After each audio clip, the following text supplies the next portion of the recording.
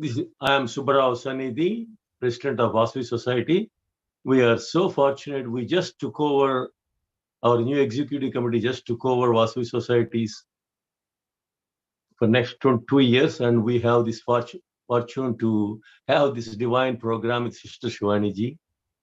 Let me introduce quickly. I am Subbarao Sanidhi, our Vice President Venkat Sriram, another Vice President Ravi Peddi, another Senior Executive Vice President Bhaskar Bhupati, and Secretary Naga Mahendra, and Treasurer Prashant. We welcome, on behalf of our Executive Committee, all of you for this serene and divine evening. And I happened to listen a few of the presentations of Sister Shivani ji, and I was taken unimaginable this thing to heights. And I was so fortunate to listen to a few programs. And today I have the opportunity to have her among us, listening to her live in the Zoom. So without any further delay, I would request Padmaja ji to welcome Sister Shivani ji. Thank you. Thank you, Subbarao Garu. Namaste, everyone. A very bright and early good morning to Sister Shivani in India and others joining from India, and a lovely evening to everyone here. I'm truly honored to introduce Sister Shivani, who frankly needs no introduction. For those of you who may not be familiar, Sister Shivani is a senior Raj Yoga teacher in the Brahma Kumari spiritual movement in India.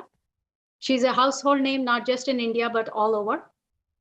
She's a globally renowned spiritual guide, mentor, and motivational speaker. She has spoken extensively about spirituality, self-management, self-empowerment, the art of living, and so many other topics. She has appeared on the popular TV series Awakening with Brahma Kumaris. I'm sure many of us have listened to her videos, and tens of thousands of people have benefited from the practical wisdom shared and explained by Sister Shivani in a simple way. Earlier on in her life, Sister Shivani obtained a master's in computer engineering from Maharashtra. She was a lecturer at Bharati Vidyapeeth and started a software business. Among her many recognitions, she was named a Goodwill Ambassador of the World Psychiatric Association, received the Woman of the Decade Achievers Award, and the Nari Shakti Award. We're absolutely delighted to have her here, and absolutely delighted that she agreed to speak about women empowerment. There is no better way to kick off our Vasavi Society's Women Empowerment Initiative than by having her guidance on how we as women can really empower ourselves. So let's all welcome Sister Shivani. Om Shanti and Namaskar. Greetings of peace from the Brahma Kumaris family all over the world and from Bharat. Very beautiful word is empower. It's not really just about women empowerment, but it's empowerment of every individual, because the empowerment that we practice through spiritual wisdom and meditation is not empowerment about anything in the outside world. So whether it is the body, whether it is the role, whether it's the position, whether it's our responsibilities, spirituality doesn't work on the empowerment outside, whether it's physical or social.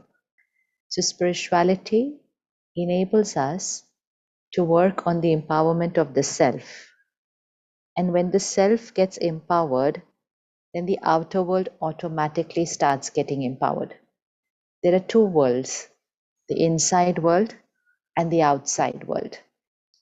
The outside world is first the health of our body, then it's our family, then it's our work, then of course it's our world, society.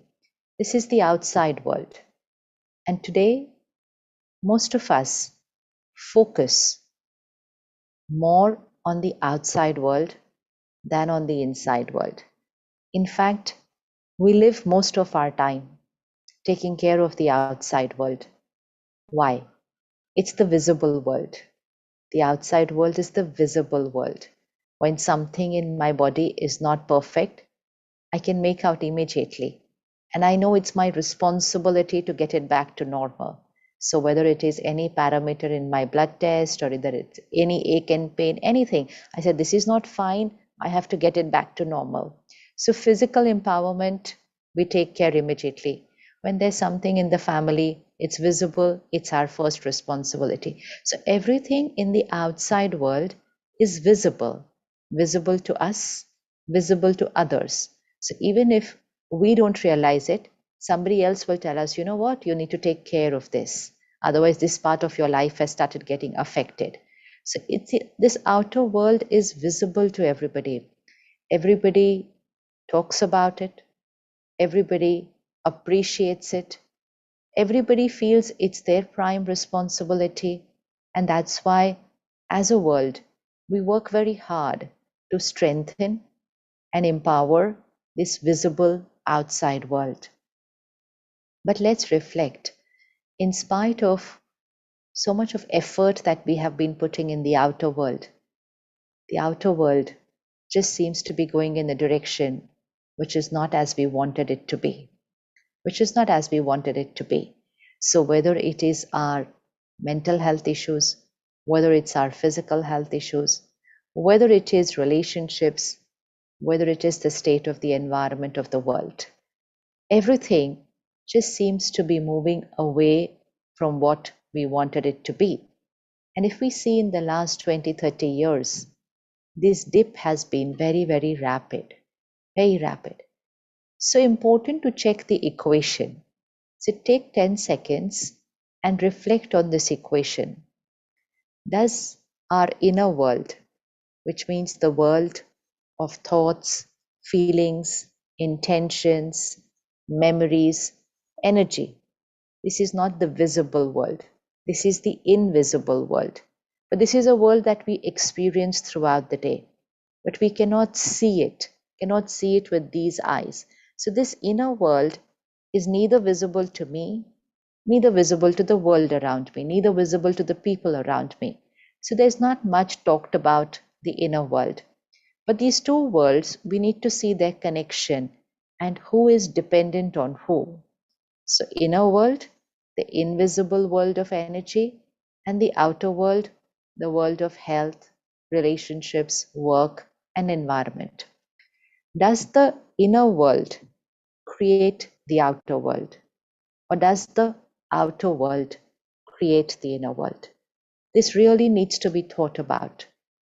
Do my situations, does the state of the world, do people's behavior around me, this outer world, does that create my thoughts and feelings?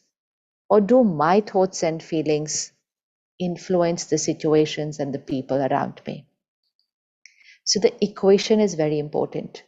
If we don't get the equation right, we will be living our life with an incorrect equation. And if the first equation is not right, it's difficult to get the correct answers after that. So most of us are living our life based on social conditioning. This is what we were conditioned to believe right from the time we were children. And this is what society is even conditioning us even now, that whatever I'm feeling is dependent on the outside world. If we had to ask ourselves right now, who is the creator of my thoughts and feelings, my intentions? Immediately the answer would be, I. I am the creator of my thoughts and feelings. But if I am the creator of my thoughts and feelings, then my thoughts and feelings would not be dependent on the outer world, and which is a reality. But yet, I'm living my life of dependence. I am completely dependent on the outer world. How would I know whether I'm dependent? Let me check my vocabulary. Every time my mind is either feeling happy or is a little unhappy. Every time my mind is feeling peaceful or a little restless. Every time I am feeling and experiencing deep love, or I'm experiencing hurt, rejection, worry. So, which means every time I'm experiencing a feeling, which is always. So, every time I'm experiencing a feeling, and if I have to ask myself, why am I feeling like this? Sometimes we ask others, why are you feeling like this? Why are you low? Or why are you so happy today? What has happened? So, which means something has to happen outside for me to be happy, and something has to happen outside for me to be unhappy. There itself goes the equation that whatever is happening here is because of something that's happening outside. So, my vocabulary goes, I'm happy because of something outside. I'm sad because of something that happened outside. I'm angry because of something that happened outside. Somebody is the cause of my irritation. So I keep on using this vocabulary repeatedly with my every thought and feeling. It's because of this, it's because of this, it's because of this, it's because of this. We say they hurt me, they insulted me, they disrespected me, I'm upset because of them. Now, this repeated vocabulary, this repeated belief system that whatever I'm feeling is because of my world has made us completely dependent. Dependent, which means for me to be happy, something nice has to happen outside. Something has to happen outside. And if something nice does not happen outside, then it's natural for me to be low. And people will also around me endorse it and say, obviously, this is the situation in your life. Obviously, you will be unhappy right now. Again, they are also not empowering me. They are also strengthening my conditioning, saying, obviously, I will feel like this. So, this is the most important empowerment needed right now.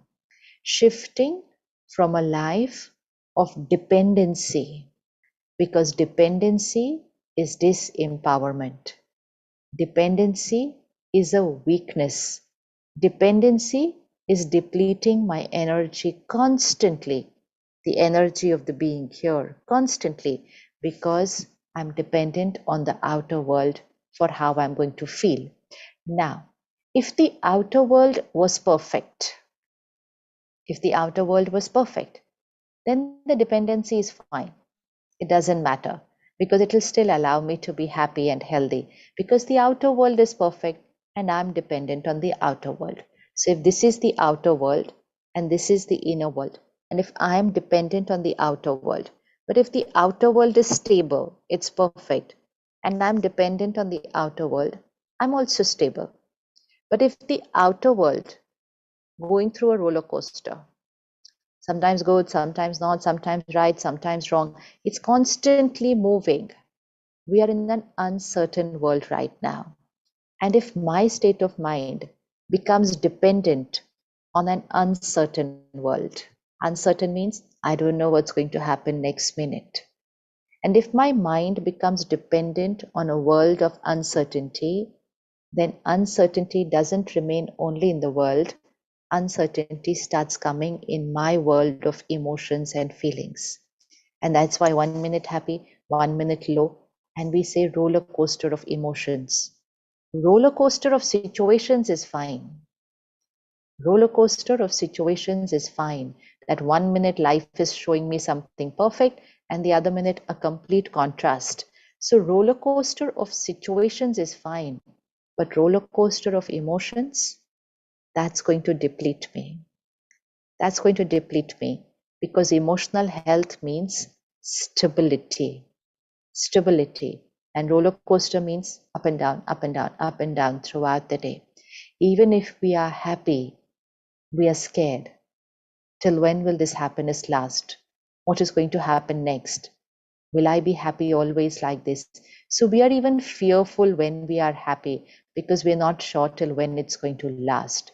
So, what is the most important independence that we need right now is emotional independence, because that is empowerment. That is going to strengthen me. Empowerment means I am filling myself with the power to be able to be who I want to be, irrespective of what's happening around me. To be able to remain calm in a crisis. To be able to remain stable even if things around me are going wrong. To be able to remain stable even if someone in the family is going through a low phase. To be able to remain fearless even if there is panic around me. This is emotional independence. And this is power. This is power, because it's only when we have this power will we not only just be powerful ourselves, but we will also empower others. So just visualize a family of 4. Bring your family before you on the screen of your mind, a family of 4.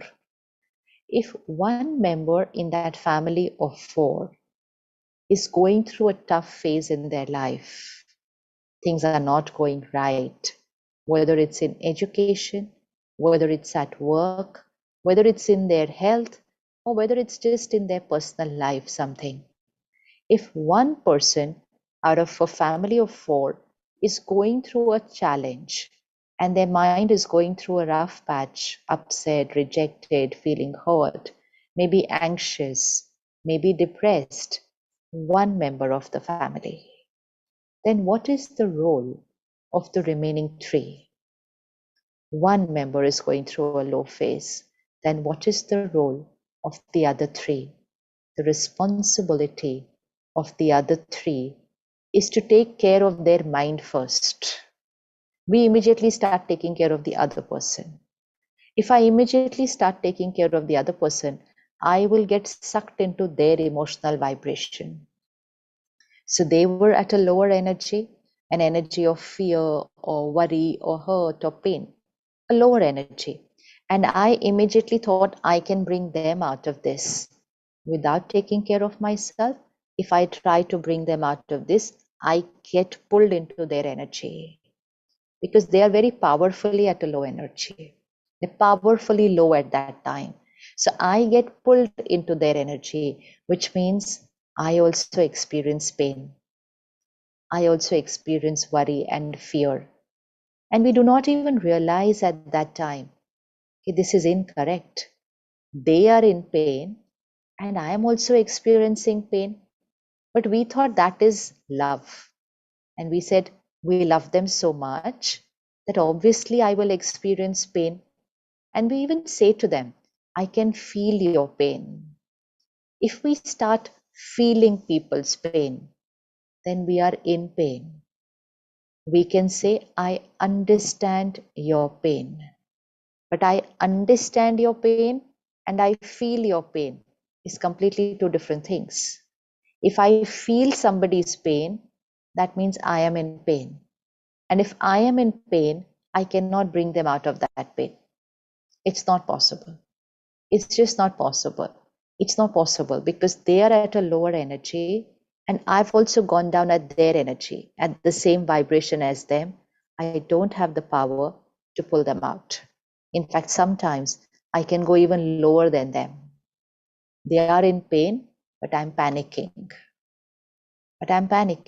So this is disempowerment, which means first I disempowered myself because there was an issue at home, and because I disempowered myself. So when I am also in pain and I am in their energy field contact, my pain increases their pain.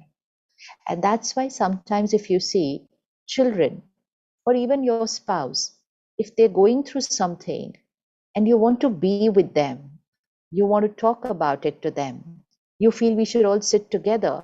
But sometimes that one member of the family says, please leave me alone for some time. And we say, but I don't want to leave you alone at this time. I want to be with you because our intention is very pure. But the other person said, but I don't want to be with anybody right now. I just want to be on my own. They think about it. Why don't they want to be with us right now? Normally, when somebody is in pain, they would love to be with somebody who could help them out. But why do they want to be alone? Why do they not want to be around us right now? Because we are at a lower energy, because we are at a lower vibration, and they cannot handle any more lower vibration right now because they have to handle themselves. They have to handle themselves. They cannot handle people around them who are worried and panicking because that troubles them even more.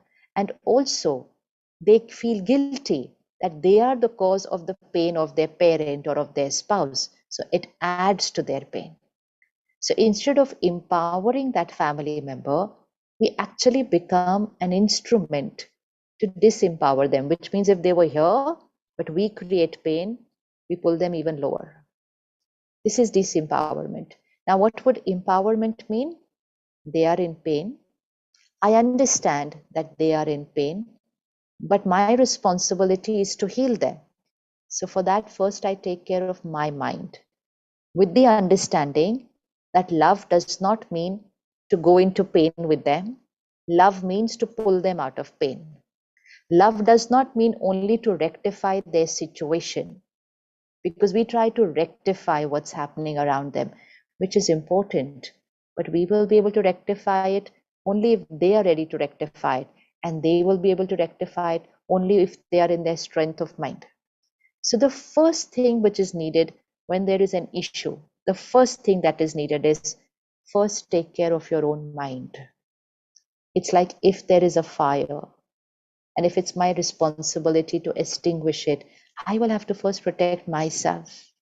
I cannot pull other people out of the fire if I do not take care of myself, because if I jump into the fire without protecting myself, I neither save myself nor them. Nor them. So my intention does not manifest. So principle of care is that first we need to take care of the self. And that is why every time we are on a flight, what does the air hostess say?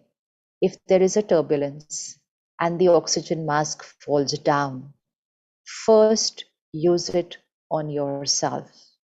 You visualize this. You have your child sitting next to you, and there is a turbulence. The child is suffocating. Oxygen mask falls down.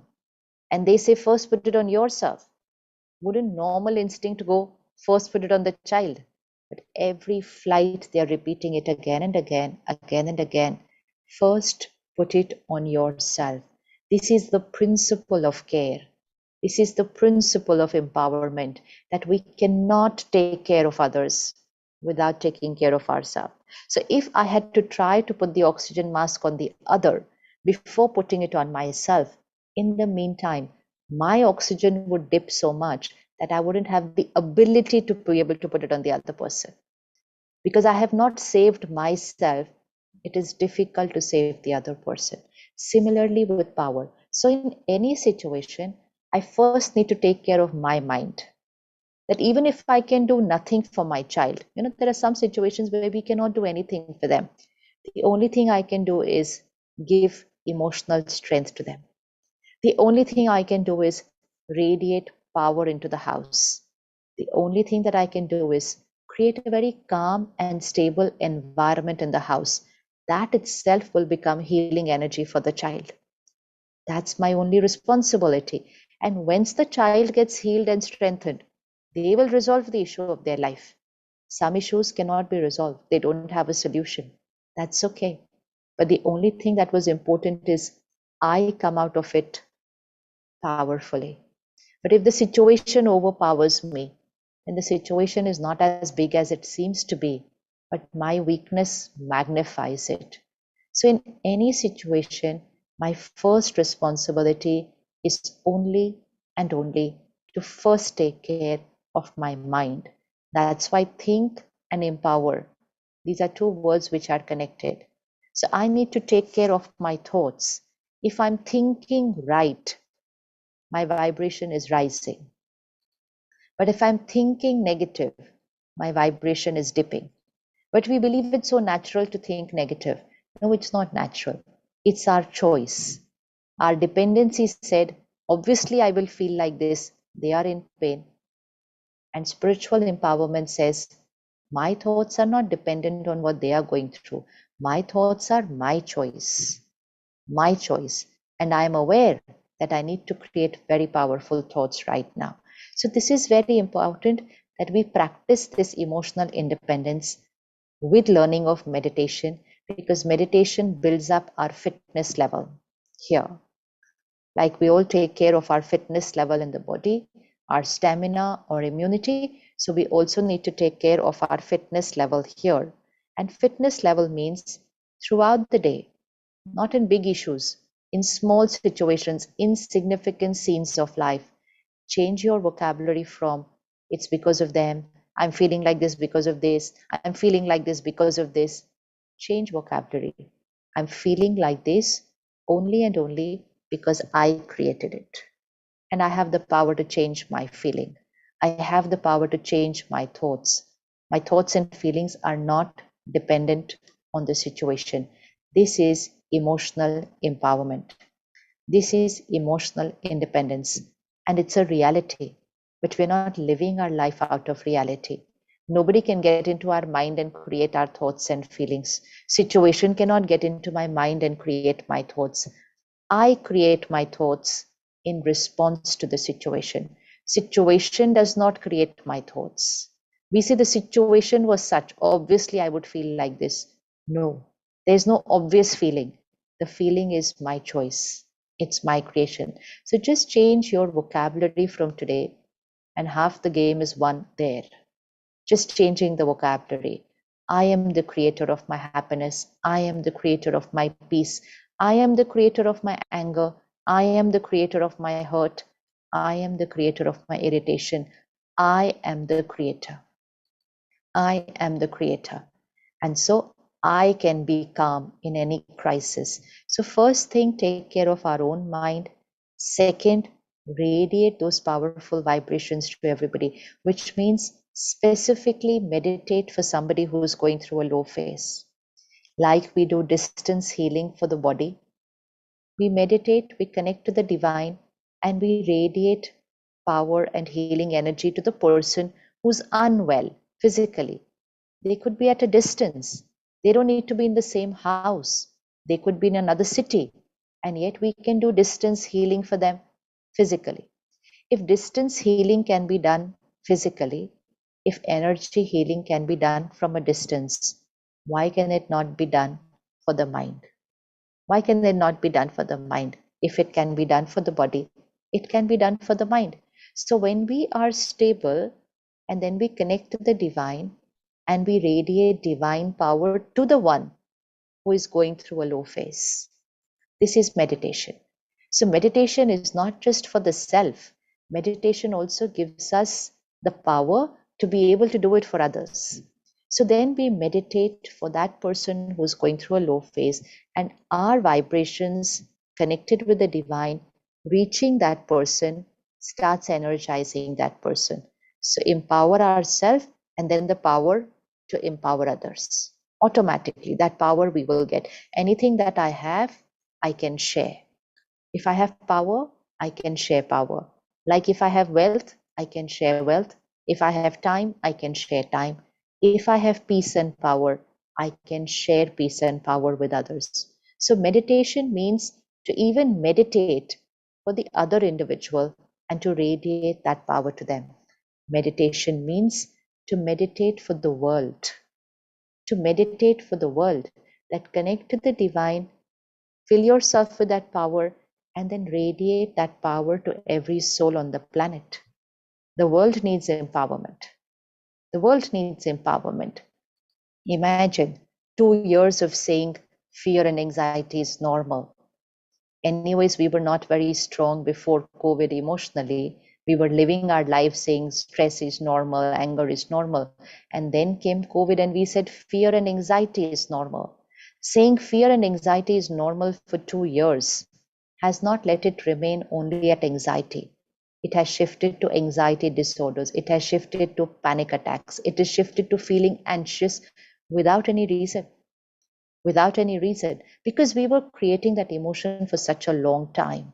And everybody around us said, oh, this is normal, this is normal, this is normal, it's pandemic. Pandemic is normal.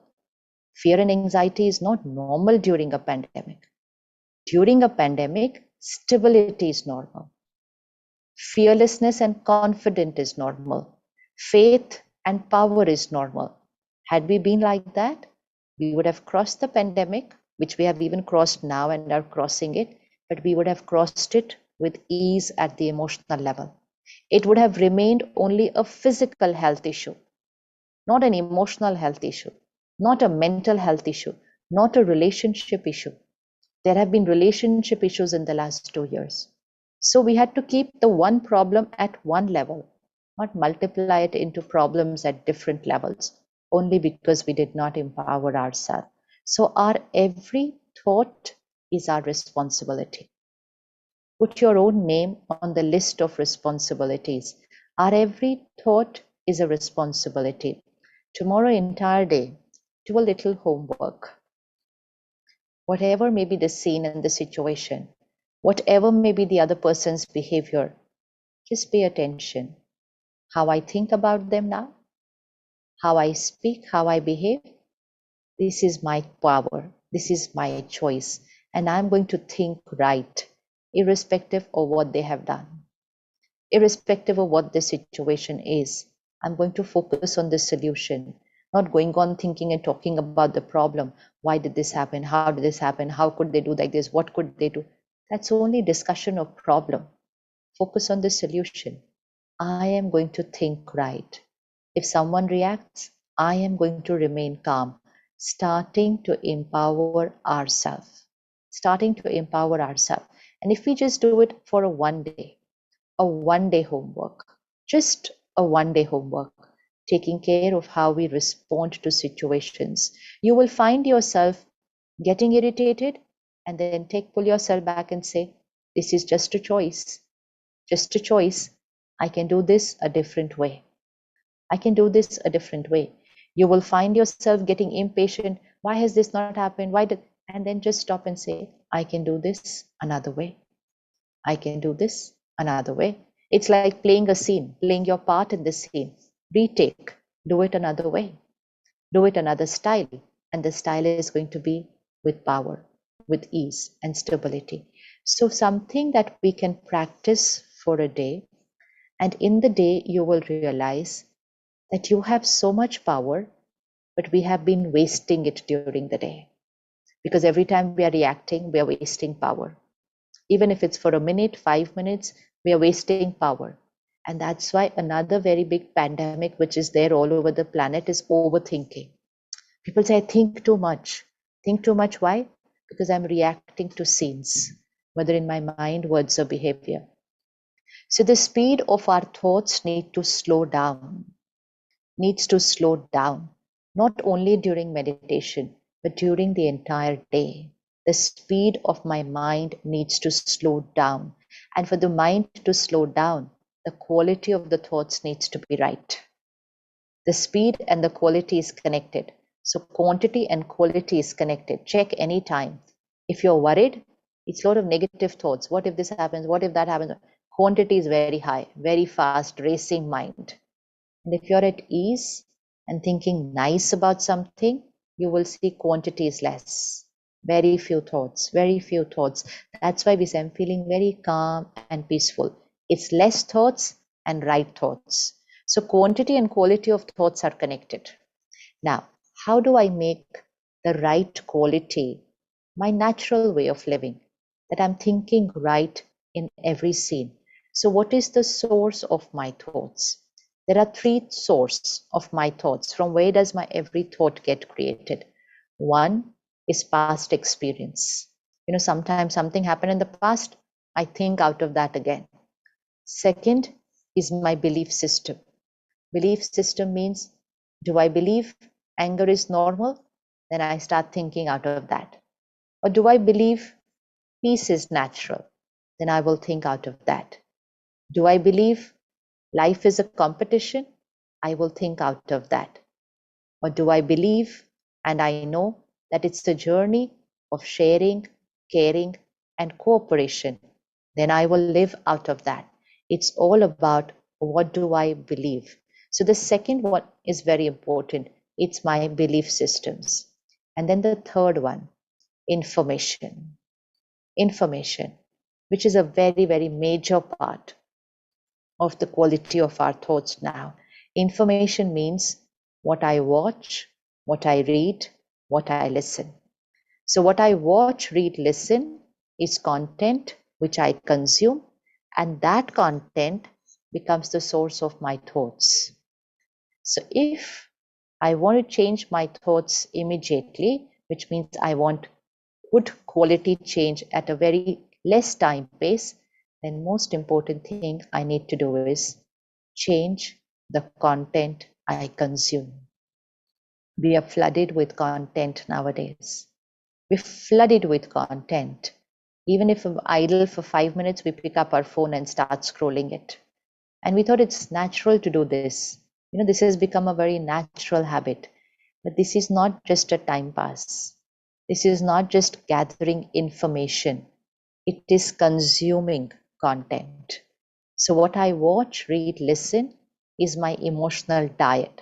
So let the quality of my diet be such that it strengthens me, because empowerment means strength. So we need soul strengthening. The soul needs to be strengthened, emotional empowerment, good emotional diet. So I need to check what I'm watching, reading, listening.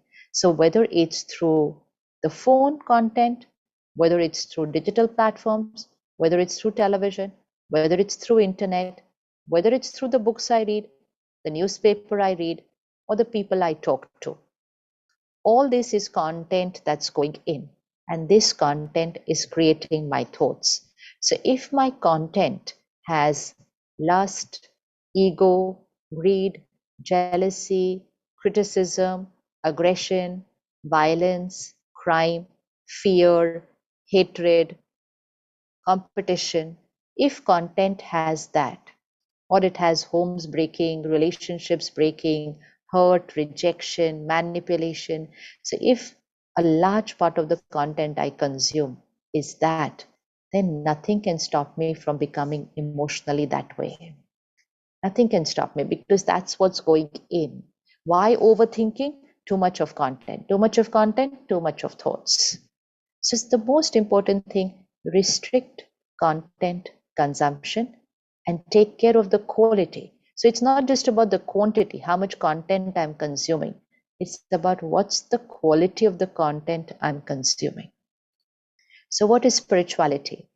That is also content, because the first thing that we start with is consuming spiritual content. That is also content consumption.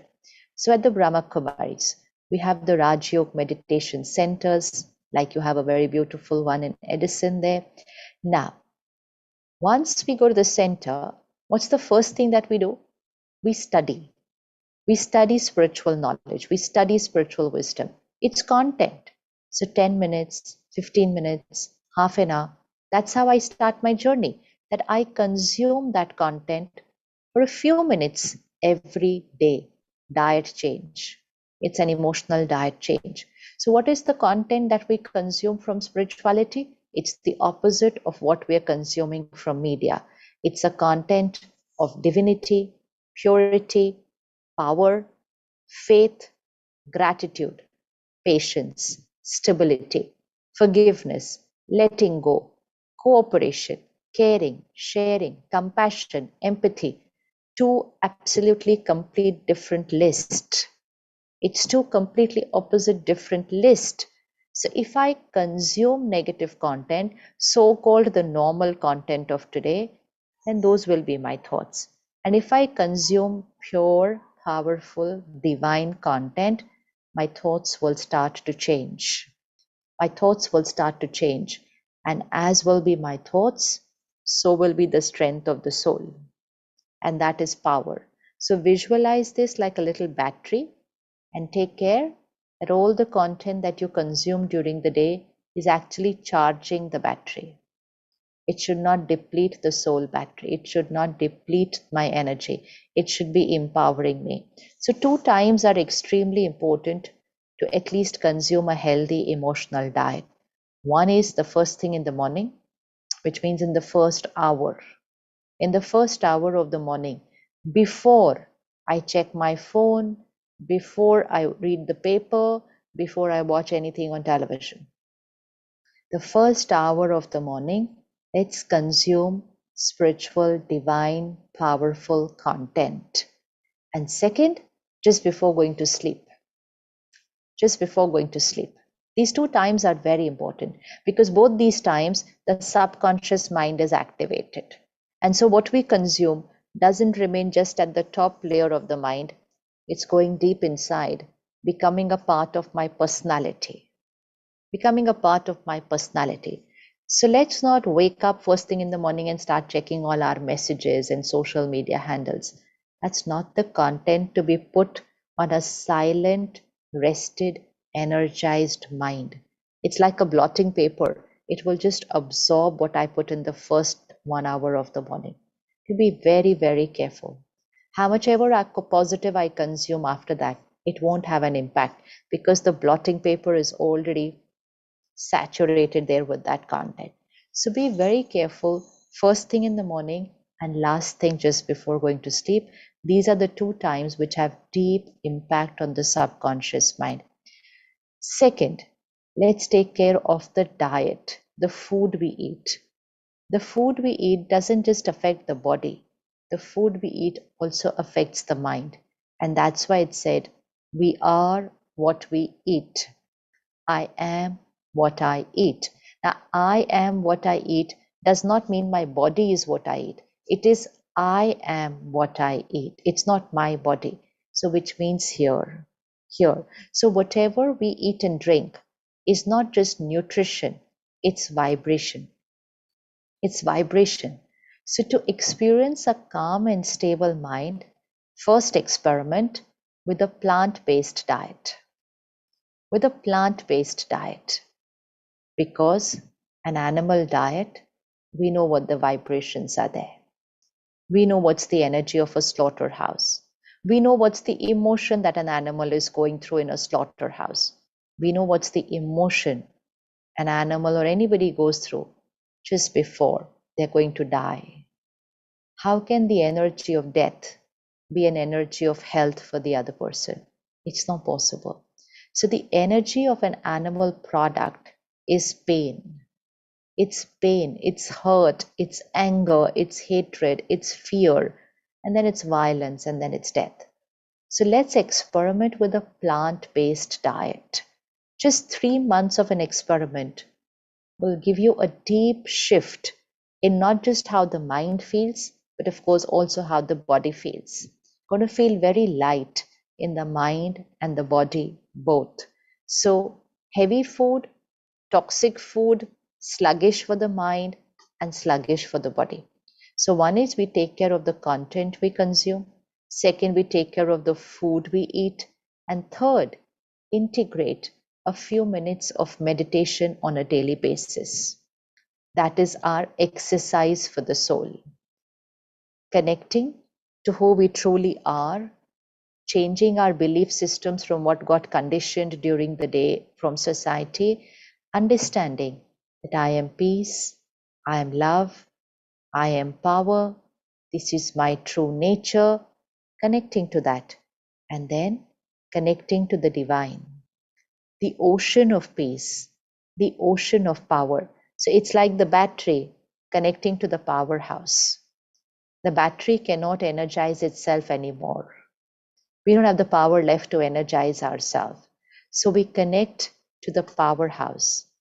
The battery connecting to the powerhouse energizes me, and then I, the battery, become an instrument to be able to energize others. Give your power to others. And the more you give, the more it increases. So meditation is an extremely, extremely important experience that is needed on a daily basis. Not only needed the day I have time, but we need to learn it.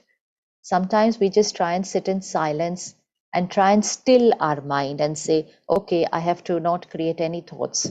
And that doesn't happen because not creating thoughts is not possible. And so then I say, okay, I cannot meditate. Now I give up. I cannot meditate. So meditation does not mean stillness of the mind.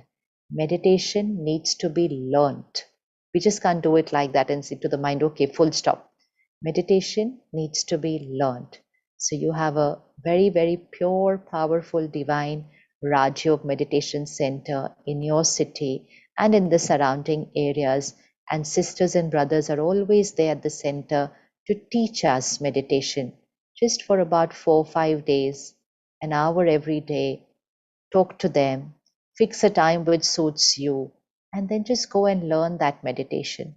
Once you learn that meditation, once you learn that meditation, you are radiating that power to your family and to the world. And to the world. So we also become instruments for shifting the vibration of the world. Our responsibility is to create high vibrational homes, not just big homes and pretty homes, but now high vibrational homes, so that people living in that home experience calm and stability. So one person meditating at home is going to radiate high vibrational energy at home, and that is going to start creating a shift in the minds of everyone around you, whether it's at home, whether it's at work, whether it's in your city, or whether it's in the world. So instruments of change, instruments to empower others. So let's fill ourselves, be that, live that, and thereby radiate that to everyone around us. So just take out an hour for a few days, just 4 or 5 days, and just fix your time with the center sister and learn this meditation. Very important. Meditation no more is a choice. Earlier it was, are you interested in meditation? Now it's not about interest or choice, it's a necessity. It's a necessity for soul strengthening, and that will give us the power to resolve all our other issues, because thoughts create our world. It is Sankalp se Srishti. Thoughts create our world. If we take care of our thoughts, our world will get sorted. So let's take a minute of silence right now. Just sit back, relax your body. 3 deep breaths. Inhale and exhale. And focus your attention to the center of the forehead. Here, and visualize a tiny point of light, a little star.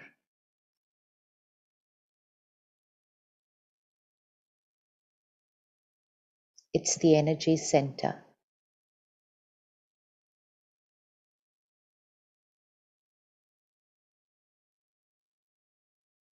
I, the soul, am the master of this body. I'm the master of my mind. I'm the master of my life.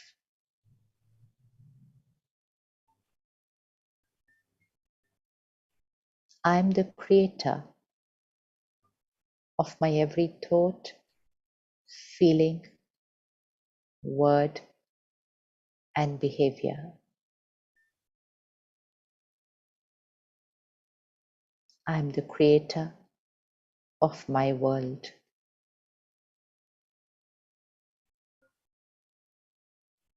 I am a powerful being,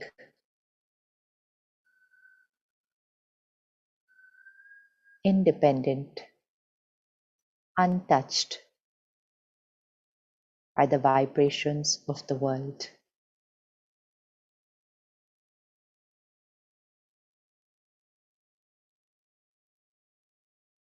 I am a powerful being. I think right in every scene of the day. Scene after scene, I respond to every scene with peace and power, with calm and stability, with compassion and love. I respond to every scene the right way, and my every response empowers me and everyone around me.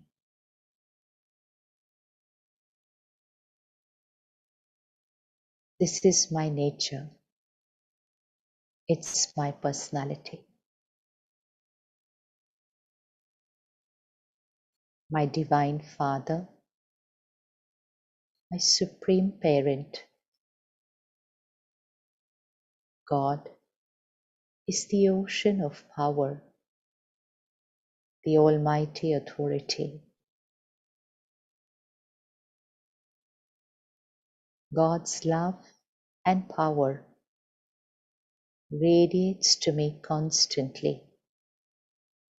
Visualize like the sun's rays fall on us and strengthen the body. Visualize rays of peace, power, and love radiating to me from God, my Supreme Parent.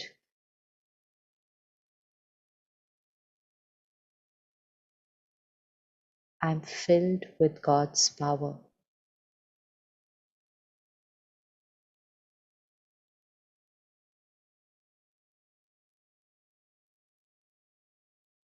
And from me,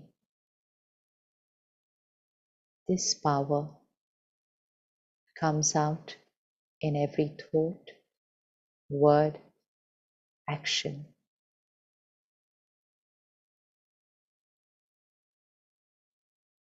I am the lighthouse, the might house for my family and for the world.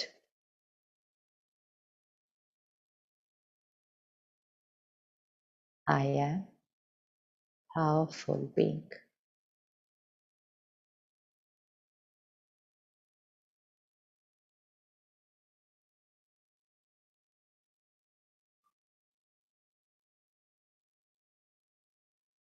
Om Shanti,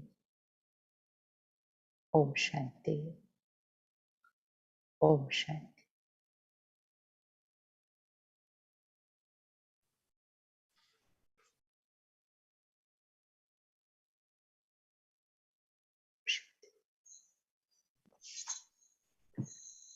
That was an incredible session. Thank you so much, Sister Shivani, for sharing your nuggets of wisdom. There were so many valuable pointers. Love the way you broke this empowerment concept into small, simple, but actionable steps that each one of us can take immediately. It's almost a paradigm shift to think empowerment is internal and comes from emotional independence, and that empowerment is calibrating our own thoughts.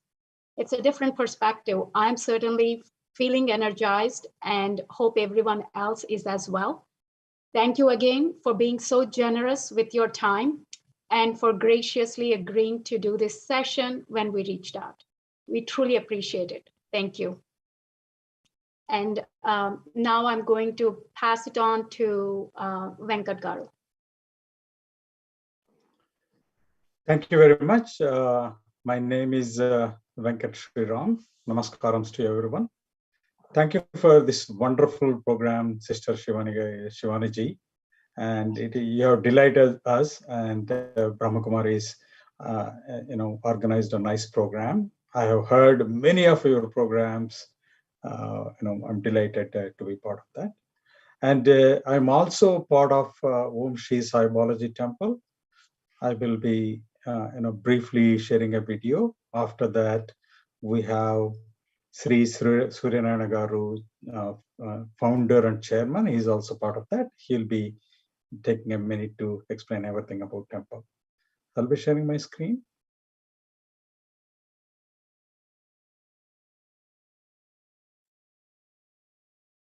Is it visible for everyone? So this is the beautiful temple. This is the beautiful temple. Is screen is visible? No, Venkat. Okay. Let me see. How about now? Not yet? Not it. That's interesting. One second, some technical issues.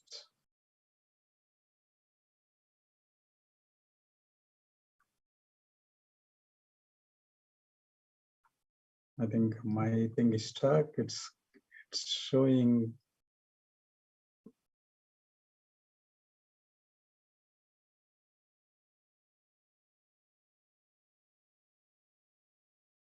Anyways, I think there is a technical issue in playing the video. One second, let me share. How about now? No, not even now. Yes. It is? Okay, sorry about that. It's too soon. Sorry.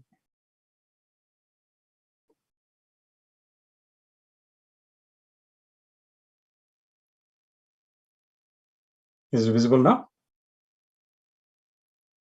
Yes. The beautiful temple coming up in Monroe, 65,000 square foot temple. It is a granite-clad stone temple. Phase one of it, which is a 20,000 square foot. We are doing the Prana Pratishtha from June 13th to 19th this year.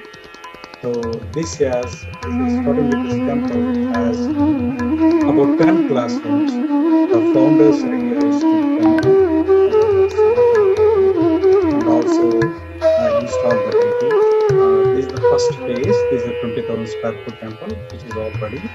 And this is the one way the vast atrium with the 25 feet tall lawn is going to be residing, and it will be visible across Monroe areas. And this is the main sanctorium, which will be built part of the phase two, where main deity Lord Balaji will be installed. And this has about 7,000 square foot priest quarters is there, and also 10 classrooms, which will be used to promote our languages as well: Sanskrit, Hindu, Telugu, dance, you name it, anything related to culture will be there. So the founder's idea is to build this temple with granite stone so that it will stay for generations. So with this, I will invite Sri Surinana Garu, founder or chairman, to speak few words about the temple. Surinana Garu, please.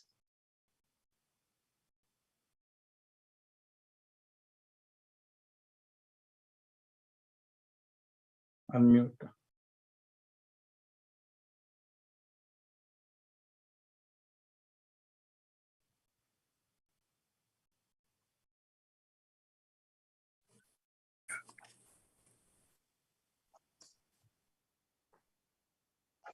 Can you hear me now? Yes. Thank you. Om Shanti. Thank you, Sister Shivani, for your lecture. I don't want to talk anything about the temple. I love my sister Shivani so much. How she changed my life, I want to tell you. I listened to discourses of Brahma Kumaris since about 5 years. These discourses changed my life a lot. First time I came across Sister Shivani, listening to her right here in New Jersey in Raritan Center, when she talked about why we should not consume non-veg, it immediately got into my subconscious. I just gave it up right on the spot, and I never touched it again in my life. What she gives us really is nothing but good food and medicine to our brain. I recommend everyone listen to her just 15 minutes a day. You will be a new person. You will feel very happy, calm, and get peace of mind. I'm so excited. and inspired by this Brahma Kumaris organization, I gave my house in India, and now it is a Brahma Kumaris center. This is in Andhra Pradesh, India. And also we will dedicate one of our classrooms in Om Shri Sai Balaji Temple for Om Shanti discourses and make it a Raj Yoga center. Thank you very much for giving the opportunity.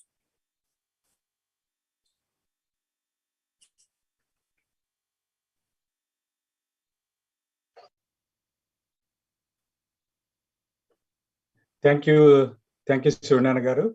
Now I would invite Ragini from Mana TV to come on to Zoom video.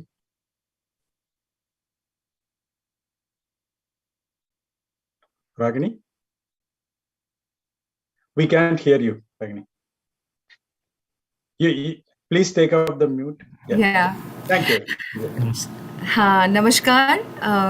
It is really nice listening to you, Shivani, and what I can say more, like changing lives or changing the path of our thoughts. That's why we're all here tonight. And it's really amazing to listen to you face to face like this. And we just enjoyed it to the core. And with me is Sharad. He is our head of the media relationship from Mana TV International, and TV5 USA. We are really honored to share the same screen with all these beautiful people who are searching and seeking a change in their life, and we would love to do the same thing from us, like whatever change we can bring to our lives by listening to you and trying, to shift our thoughts and changes there as well. Thank you so much for being here tonight with all of us. Thank you. Thank you. Thank you, and a great privilege to be here, live here in this program with you, Sister B.K. Shivani. I've been a huge fan of you. Listened to a lot of your discourses, and especially your meditation, and gave such transformation. And I've been a meditator since I was 16 years old. I've been evolving into different stages, and there were turbulences and things, but I brought myself to the center. But still, I am killing my demons. But the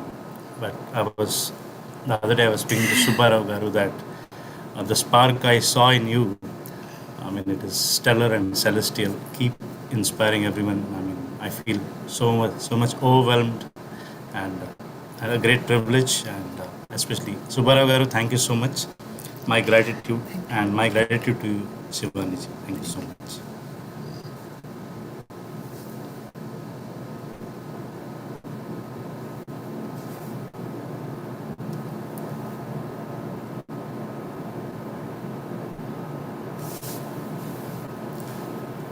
Thank you.